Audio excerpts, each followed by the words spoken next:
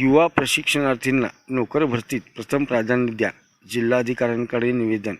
मुख्यमंत्री युवा कार्य प्रशिक्षण योजनेअंतर्गत प्रशिक्षण पूर्ण केलेल्या तसेच युवक युवतींना सध्या सुरू असलेल्या तसेच आगामी नोकर भरती प्रक्रियेत प्रथम प्राधान्य देण्यात यावे अशी मागणी श्री संत बागडेबाबा मानवमित्र संघटना महाराष्ट्र राज्य यांच्या वतीने जिल्हाधिकारी सांगली यांच्याकडे निवेदनाद्वारे करण्यात आली. संघटनेचे संस्थापक अध्यक्ष ह.ब.प. तुकाराम बाबा महाराज यांनी दिलेल्या निवेदनात म्हटले आहे की राज्यातील युवक युवतींना रोजगारक्षम बनविण्यासाठी सुरू करण्यात आलेल्या मुख्यमंत्री युवा कार्य प्रशिक्षण योजनेचा 11 महिन्यांचा कालावधी अनेक प्रशिक्षणार्थींचा पूर्ण होत आला आहे. त्यामुळे हजारो युवक पुन्हा बेरोजगारीच्या संकटासमोर उभे ठाकले आहेत. सध्या विविध शासकीय, निमशासकीय व खाजगी क्षेत्रात नोकर भरती प्रक्रिया सुरू असल्याने प्रशिक्षण पूर्ण केलेल्या युवकांना त्यांच्या अनुभवाच्या आधारे प्रथम प्राधान्य देण्यात यावे तसेच रिक्त पदांमध्ये स्वतंत्र तरतूद करण्यात यावी अशी मागणी करण्यात आली आहे.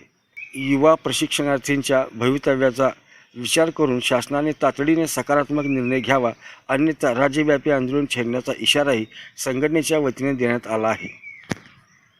मुख्यमंत्री युवा कार्य प्रशिक्षणाच्या माध्यमातून महाराष्ट्रामधील लाडका भाऊ योजना आणली होती. त्या लाडका भाऊ योजनेतील 1,34,000 विद्यार्थ्यांना वाऱ्यावर सोडण्याचं काम चालू आहे.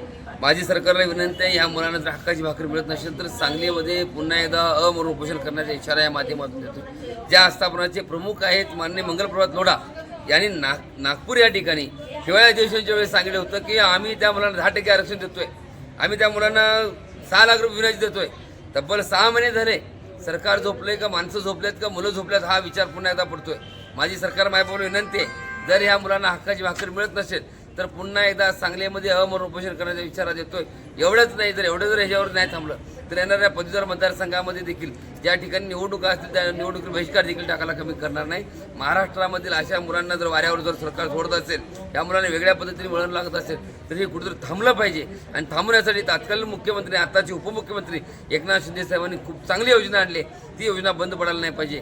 त्यांनी सांगितलं आहे वारंवार की माझ्या कुठल्याही योजना बंद पडणार नाहीत. आमचा परिपूर्णपणे विश्वास आहे, देवेंद्र फडणवीस साहेबांच्यावर विश्वास आहे, माननीय एकनाथ शिंदे साहेबांवर विश्वास आहे. आपण ही योजना बंद करू नका. आहे या मुलांना ज्या ठिकाणी ज्या आस्थापनात काम करतात त्याच ठिकाणी यांना काम द्या, अन्यथा सांगलीमध्ये अमर उपोषण करणार त्यात माझा शंका नाही.